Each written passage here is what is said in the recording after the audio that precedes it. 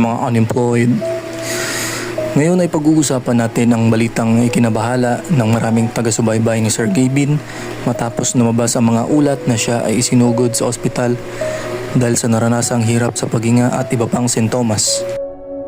Una sa lahat, nais natin ipaalala na ang kalusugan ng isang tao ay sensitibong usapin.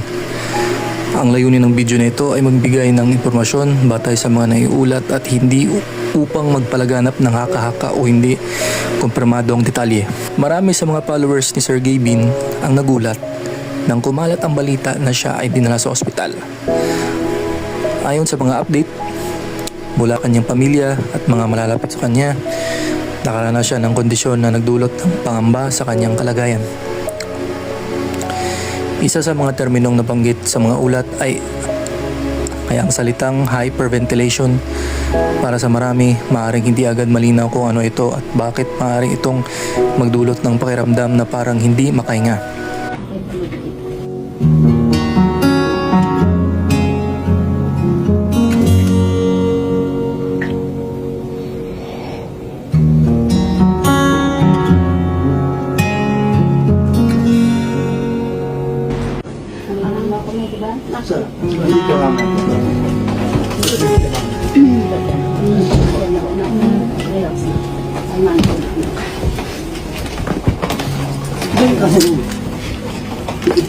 Kung mapapansin nyo, basta naka-straight siyang ganun, kaya binubuhat namin siya kahit sa ulo, sapo-sapo namin, hanggang sa paglabas ng pinto, hanggang sa sa sasakyan, na kuya. Puntong ito, mahalagang tandaan na ang impormasyon na lumalabas ay bahagi lamang ng mga paunang update. Ang tanging makakapagbigay ng kumpletong larawan ng kanyang kondisyon ay ang kanyang pamilya at mga doktor na direktang humahawak sa kanyang kaso. Bilang mga tagahanga at taga-suporta, marahil ang pinakamainam nating magagawa ay pagpadala ng mabuting hangarin at respetuhin ang kanilang privacy habang siya ay nagpapagaling. Ang insidenteng ito ay isa ring paalala para sa ating lahat. Madalas nating baliwalain ang mga senyales ng ating katawan kapag pagod tayo. Sasabihin nating kaya pa kapag kulang sa tulog, sasabihin nating mamaya na magpapahinga. Kapag stress, iniisip natin lilipas din ito. Ngunit darating ang pagkakataon na magsasalita ang katawan para sabihin na kailangan na nitong magpahinga. Hindi kahinaan ang paghingi ng tulong, hindi kahinaan ang pagpapatingin sa doktor, hindi kahinaan ang pag-amin na pagod ka na.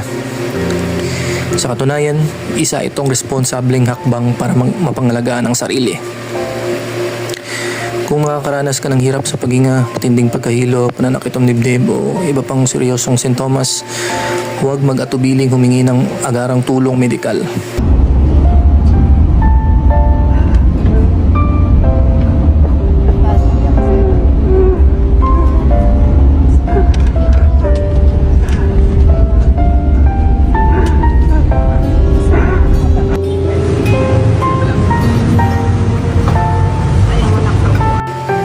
Para naman kay Sir Gavin, marami ang umaasa sa kanyang tuluyang pagaling at pagbabalik sa mabuting kalagayan.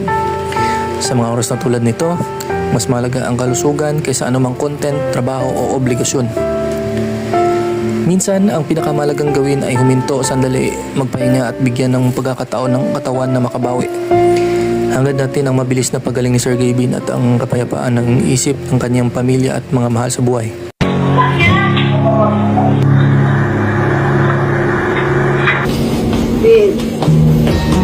Ben. No. Relax na.